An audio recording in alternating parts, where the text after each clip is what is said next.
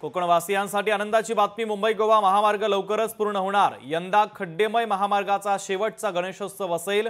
मंत्री उदय सामंतांची ग्वाही। आपण सन्मार्गाने चालावं, ज्यांना दुर्बुद्धी येते त्यांची काय अवस्था होते ते पाहिलं। देवेंद्र फडणवीसांचा खोचक टोला, तर फडणवीस शिंदेंनी राज्यभर रडण्याचा कार्यक्रम सुरू करावा। राऊतांचा पलटवार।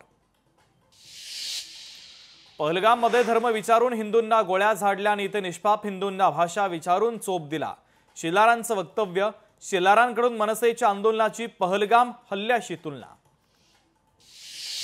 राज्याच्या प्रमुखाला अनाजी पंत म्हणणं हा पदाचा अपमान। दीपक केसरकरांची प्रतिक्रिया।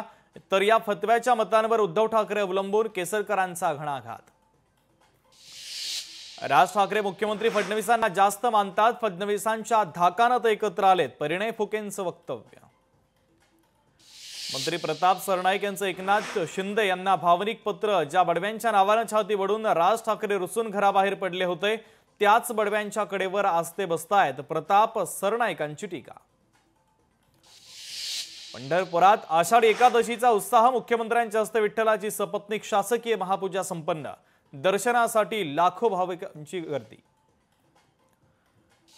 मतदारसंघातील गैरप्रकार रोखण्यासाठी काँग्रेसची समिती। पृथ्वीराज चव्हाण यांच्या अध्यक्षतेखालील समिती उपाय सुचवणार। समिती अभ्यास करून प्रदेश काँग्रेसला अहवाल सादर करणार।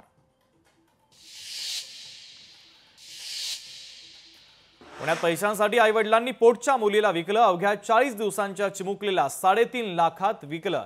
निर्दयी आई आणि वडिलांसह 6 जणांना पोलिसांनी केली अटक।